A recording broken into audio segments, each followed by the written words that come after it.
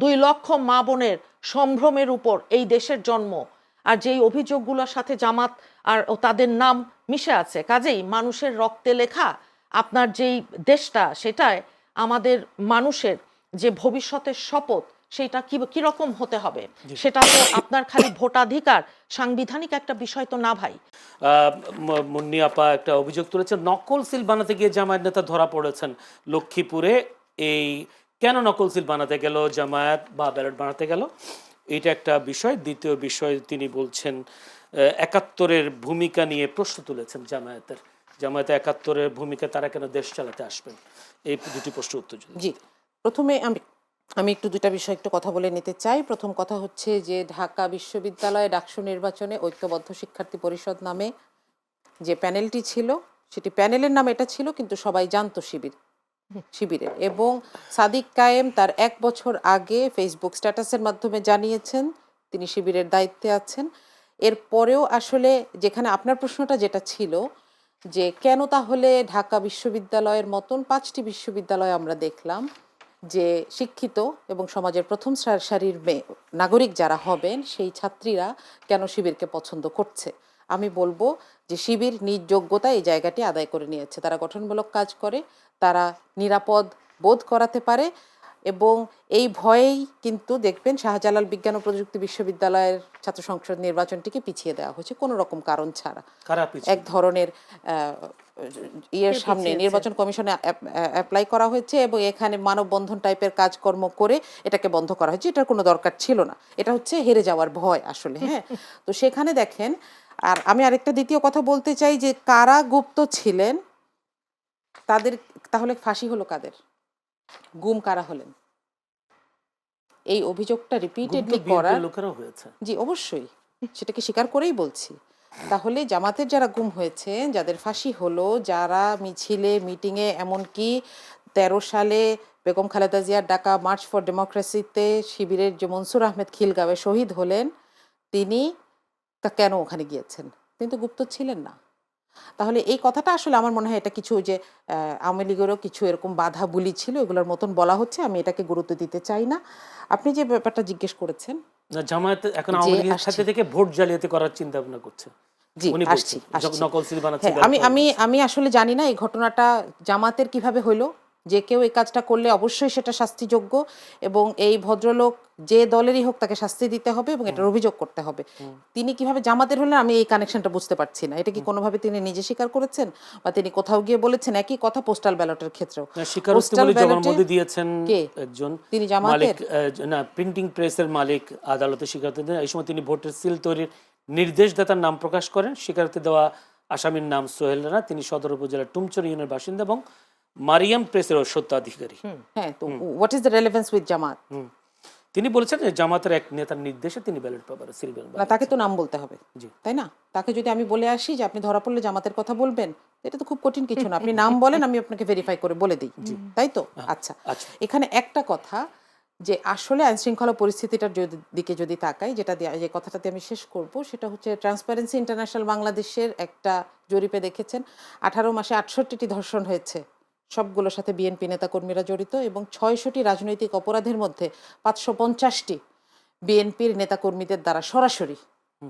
এখন এই অবস্থায় দাঁড়িয়ে আসলে কে 71 সালে কি করেছে এটা আমার কাছে ইম্পর্টেন্ট না, বরং আমার কাছে ইম্পর্টেন্ট এই অবস্থাটাকে আমরা কিভাবে সমাধানের দিকে নিয়ে যাব। এবং যে দলটা এটা বলছে তারা 2001 সালে তাহলে কেন 4 দলীয় জোটে জামাতের সাথে জোট করেছিল সেটার জবাব আমাকে দিতে হবে। তারপর আমি পাস্টের দিকে যেতে চাই।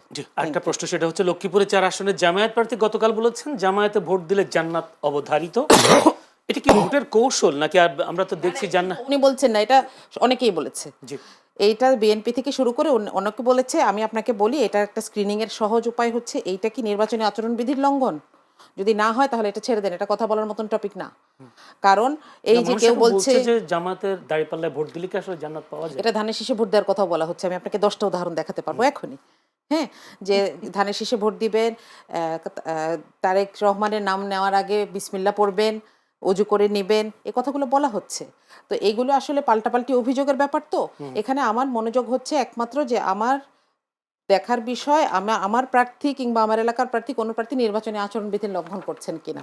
যদি না হয় then we should leave it. এটা নিয়ে কথাবার্তা বলে আমাদের এখানে সময় নষ্ট করা ছাড়া কোনো কাজ নেই। ধন্যবাদ। আমি একটু যেতে চাই ফাহিমা নাসরিন মুন্নি, আপনিও অভিযোগ করেছেন জামায়াত আসলে আওয়ামী লীগের ছাত্রলীগের সাথে গুপ্ত থেকে থেকে তাদের খারাপ অভ্যাসগুলো শিখেছে, কিন্তু বিভিন্ন সামাজিক যোগাযোগ মাধ্যমে দেখা যাচ্ছে, সারা দেশে দেখা যাচ্ছে আওয়ামী লীগ ভোটাররা একদম সক্রিয়, তারা বিএনপিকে ভোট দিতে চায়। আসলে কেমন বিষয়টা? বিএনপিকে তো সারা বাংলাদেশের মানুষই ভোট দিতে চাইবে।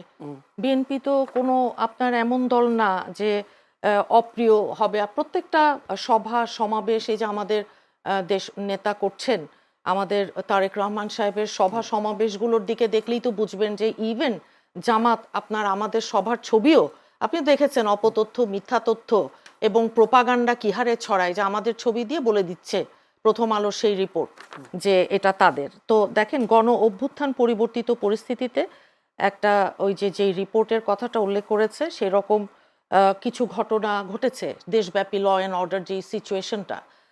কিন্তু ছাত্রীদের যৌন নির্যাতনের অভিযোগে জামাত নেতা বহিষ্কার, হ্যাঁ, নাঙ্গলকোট, কুমিল্লা 19শে জানুয়ারি, সব পত্রিকায় আসা দু একটা খবর বলে দিই। ধর্ষণের কথা বলেছে, শিশু ধর্ষণের চেষ্টা, জামাত নেতাকে গণধোলাই, কালিয়াকৈর, গাজীপুর 5ই সেপ্টেম্বর 2021, জামাত কর্মীর বিরুদ্ধে ধর্ষণের অভিযোগ, এরকম অসংখ্য খবর।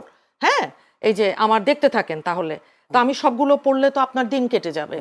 তো হয় কি যে টিআইবি রিপোর্টটা কি বলবো, ওই যে আমি এটাই বলেছি, এটাই আমি আপনাকে বললাম, গণ অভ্যুত্থানের পরে যে একটা ফ্লুইড সিচুয়েশন, সেই রকম একটা সিচুয়েশনে কিছু কিছু ঘটনা ঘটেছে। এখন এটা জামাতের বেলায় ঘটেনি, অবশ্যই ঘটেছে, কিন্তু এই যে আমাদের যখন ঘটেছে, আমাদের কারো কারো বিরুদ্ধে কোনো অভিযোগে আপনারা দেখেছেন যে আমরা কিন্তু সাংগঠনিক কোনো আপনার পদক্ষেপ নিতে পিছিয়ে থাকিনি। এখন তাদের বেলায়ও তো আছে বিভিন্ন ব্যাংক, আর্থিক প্রতিষ্ঠান, এটা সেটা দখল, এগুলো বাণিজ্য, সেগুলোর আছে, কথাবার্তা আছে। জান্নাতে এবং বেহেস্তের টিকিট দিচ্ছে তারা, যে রোজা এবং পূজা, মুদ্রার এপিট ওপিট, এইরকম হজ জাকাত এগুলোর পরে কিংবা কবরে নাকি 4 নাম্বার প্রশ্ন করবে কোন মার্কায় ভোট দিয়েছে। তো এগুলো তো তারা বলছে, জামাতের লোকজন। তো আমরা তো তাদেরকে এই জন্যে মানুষ তাদেরকে বলে মুনাফেক। জামাতের বেলায় যে রক কাটার একটা ব্যাপার আছে, যে ওই যে তাদের এই অভিযোগটা আছে যে যারা করে তাদের এইরকম বিষয়গুলো সামনে আসে। তো এখন হয় কি, আমরা দেখছি যে তারা আমাদেরকে বেশ মানে ফলো করছে। যেমন আমরা আপনার যেই 31 দফা, এটা তো আমরা বহু আগে দিয়েছি, পরবর্তীতে দেখা গেল ইশতেহারের আগে জামাতও কিন্তু এরকম একটা 31টা পয়েন্ট দিয়ে একটা ইয়ে করেছে, যেখানে তারা বলেছে যে কর্মসংস্থানের তাদের যে ইতিহাস, সেই ইতিহাসে আপনি দেখবেন শিবির ব্যাকগ্রাউন্ড ছাড়া কারো চাকরি হয়। তাদের যে প্রতিষ্ঠানগুলো আছে, ইবনে সিনা হাসপাতাল চেইন, আল বারাকা, ইসলামী ব্যাংক হাসপাতাল, এগুলোর যে উদাহরণগুলো আছে, এই যে কিছুদিন আগে একটা তাদের এইরকম প্রতিষ্ঠানে যে নারীদের বাদে আপনারা ওই ইয়ে করেন, নারীদেরকেও কিন্তু তারা আবার এনকারেজ করছে না, বাদে আপনারা অ্যাপ্লাই করেন চাকরির জন্য। আর এই ব্যাকগ্রাউন্ডের না হলে তো ভাই কারো আপনার চাকরিটা ভুলে যেতে। প্রশ্নের উত্তরটা পেলাম না, মানে এরকম কিনা বিএনপির পক্ষ থেকে আওয়ামী লীগকে আশ্বস্ত করা হচ্ছে নার্জিসদের পুনর্বাসন করার জন্য, সেই আশ্বাসের কারণে আওয়ামী লীগ বিএনপিকে ভোট দিতে চায়। আপনি কি দেখেছেন যে আওয়ামী লীগের বেলায় জামাতের নেতা ওনারা কি মিষ্টি, কি মধুর সুরে সুন্দর করে কথা বলছেন? আমরা কারো বিরুদ্ধে কোনো প্রতিহিংসা নাই।